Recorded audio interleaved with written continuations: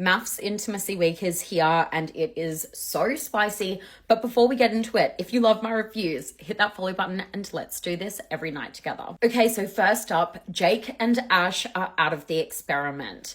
After Jake made some really derogatory comments about some of the other brides during the photo ranking task, Ash called him out on his behavior. She also had a vent to one of the other brides, and after she decided to stay at last night's commitment ceremony and Jake decided to leave, obviously the couple has to stay and work through another week together.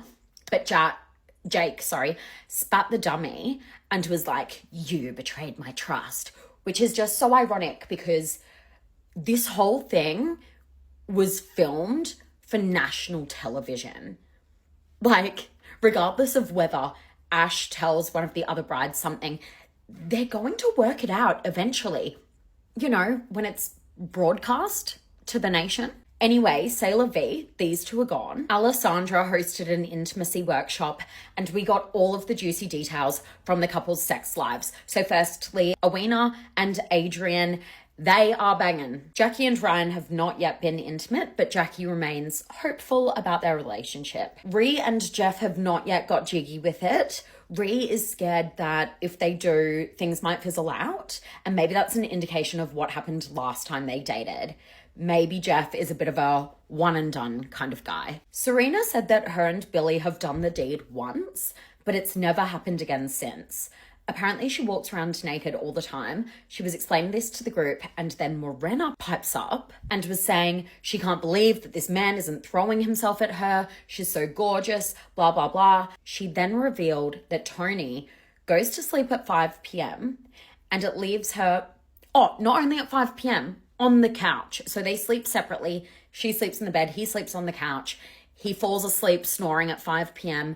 and she explained lying there, looking at the stars, just yearning for someone to touch her. And I think, that resonated with so many people in the room, that feeling of being rejected and just wanting physical touch. So sex queen Alessandra gave the girls a task for this week. Basically, they were to design an intimate night with their partners that would get the romance going. So all of the girls were in charge. The guys basically just had to do whatever they requested. And so the sex tasks began. Karina was playing the dom role with Paul. You saw her dripping like chocolate on him and then licking the chocolate off his nipples, which was wonderful to see. To be honest, I don't really understand what Owena and Adrian's task was. I think they had like sex dice or something and they had little dares, but I was confused because no one was naked. What I did find funny about these two was the juxtaposition when the producer asked them, "Does your sex life need any improvement?" Owena was like, "Yes, absolutely." And Adrian was like, "No, it's perfect." So typical for the man to think that they're absolutely nailing it in the bedroom. Meanwhile, his bride is like, "Help." Morena set up her task and basically she had this sexy lingerie on, she was sprawled across the couch and she invited Tony in to paint her like one of his French girls. This task was actually really creative and really cute. I take my hat off to Morena.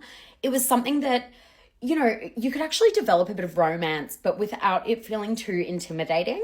And Tony was so sweet. So he paints Morena and then when he explains the painting to her, he said, "I painted your eyes as sad because that represents where you were and all of the times that I let you down throughout this experiment. But I painted your mouth as a smile because that represents where we're going because it's my job to make you happy. And I'm sorry that I haven't done that." What a cute way to apologize and take accountability. I think this was very cute to see.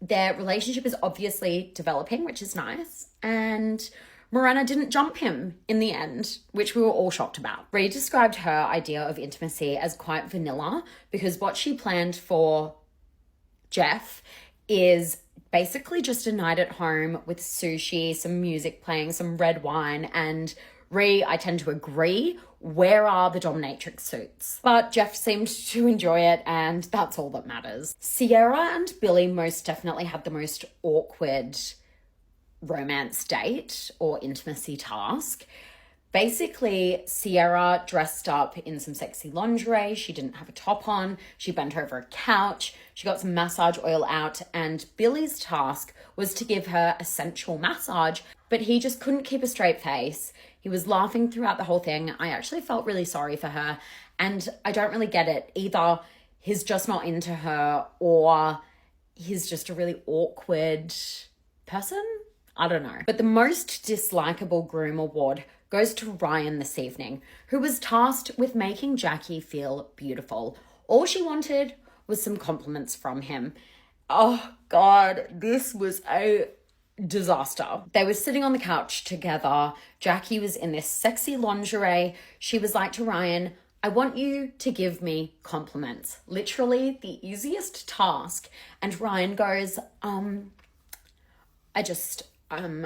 what I find really attractive about you is that you really put effort into looking after your health.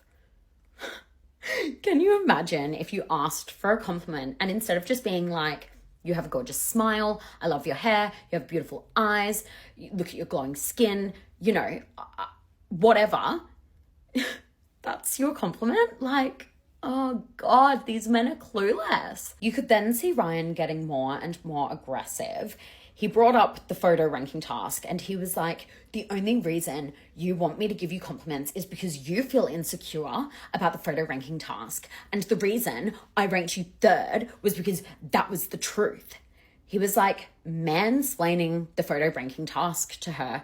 And Jackie was like, I don't care about the photo ranking task. This is an opportunity for you to make me feel beautiful. So why don't you just do the activity at hand rather than trying to mansplain this activity to me that's in the past? But Ryan went round and around and around in circles and was like, this is clearly about the photo ranking task. And are you capable of having a mature conversation about it? Are you capable of that? Can you do that? Is that something you can cope with? It is so embarrassingly obvious that all this guy does in his spare time is listen to Andrew Tate podcasts. The toxic masculinity is just outrageous. And the funniest thing about all of this is that Ryan's insecurities are so obvious. He thinks that by stating that he's an alpha male and he's this and he's that we're going to believe it. But it is so clear to us that Ryan has short man syndrome. He needs to bring other people down. He needs to place Jackie third in the photo ranking challenge because he wants to bring down the tall poppy to make up for his own shortcomings.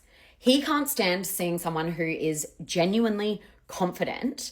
He feels the need to bring that person down because he's not, because it reflects to him everything that he is not. And he can't cope with it.